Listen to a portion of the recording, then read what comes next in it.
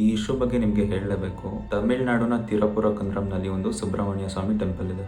And ಅಲ್ಲಿ ಬೆಟ್ಟದ ಮೇಲೆ ದೀಪ ಹಚ್ಚೋದು ನೂರಾರು ವರ್ಷಗಳಿಂದ ನಡ್ಕೊಂಡು ಬಂದಿದ್ದಂತ ಒಂದು ಟ್ರೆಡಿಷನ್. ಬಟ್ ಸುಮಾರು ವರ್ಷಗಳಿಂದ ಬೆಟ್ಟದ ಮೇಲೆ ಇದ್ದಿದ್ದ ಹಳೆ ಜಾಗದಿಂದ ಅದರ ಹತ್ತಿರ ಇರೋ ಒಂದು ಹೊಸ ಜಾಗಕ್ಕೆ ಶಿಫ್ಟ್ ಮಾಡಿದ್ರು. ಬೆಟ್ಟದ ಹತ್ರ ಪಕ್ಕದಲ್ಲೇ ದರ್ಗಾ ಇದೆ ಅಂಡ್ ಬೇರೆ ಬೇರೆ ಕಾರಣದಿಂದ ಶಿಫ್ಟ್ ಮಾಡಿದ್ರು. ಬಟ್ ರೀಸೆಂಟ್ ಆಗಿ ಒಬ್ರು ಕೋರ್ಟ್ ಹೋಗಿ ಹಳೆ ಜಾಗದಲ್ಲೇ ದೀಪ ಹಚ್ಚೋದಕ್ಕೆ ಅವಕಾಶ ಮಾಡ್ಕೊಡ್ಬೇಕು ಅಂತ ಪಿಟಿಷನ್ ಹಾಕ್ತಾರೆ. ಅಂಡ್ ಕೋರ್ಟ್ ಕೂಡ ಅದನ್ನ ಒಪ್ಕೊಂಡು ಅವ್ರಿಗೆ ಹಳೆ ಜಾಗದಲ್ಲೇ ದೀಪ ಹಚ್ಚೋದಕ್ಕೆ ಪರ್ಮಿಷನ್ ಕೊಡ್ತಾರೆ. ಬಟ್ ಅವ್ರು ದೀಪ ಹಚ್ಚೋದಕ್ಕೆ ಹೋದಾಗ ತಮಿಳುನಾಡು ಗವರ್ಮೆಂಟ್ ಅವ್ರನ್ನ ತಡೆಯುತ್ತೆ ಅಂಡ್ ಅವ್ರು ತಿರ್ಗಾ ಕೋರ್ಟ್ ಹೋಗ್ತಾರೆ. ಅಂಡ್ ಕೋರ್ಟ್ ಈ ಸತಿ CISF ಸೆಕ್ಯೂರಿಟಿ ಜೊತೆ ಅವ್ರನ್ನ ಕಳಿಸ್ಕೊಟ್ರು ಕೂಡ ತಮಿಳುನಾಡು ಗವರ್ಮೆಂಟ್ ಪೊಲೀಸ್ ನ ಯೂಸ್ ಮಾಡಿ ಅವ್ರನ್ನ ಬ್ಲಾಕ್ ಮಾಡುತ್ತೆ. ಅಂಡ್ ಅಲ್ಲಿಗೆ ಬಂದಿದ್ದಂತಹ ಹಿಂದೂಗಳನ್ನ ಬ್ಲಾಕ್ ಮಾಡಿ ಅವ್ರ ಮೇಲೆ ಲಾಠಿ ಚಾರ್ಜ್ ಮಾಡಿ ಅವ್ರಿಗೆ ದೀಪ ಹಚ್ಚೋದಕ್ಕೆ ಬಿಡೋದಿಲ್ಲ. ಯಾಕೆ ಅಂತ ಕೇಳಿದ್ರೆ ಹತ್ತಿರದಲ್ಲಿ ದರ್ಗಾ ಇದೆ ಅಂಡ್ ಅವ್ರ ಸೆಂಟಿಮೆಂಟ್ಸ್ ಹರ್ಟ್ ಆಗ್ಬೋದು ಅಂತ.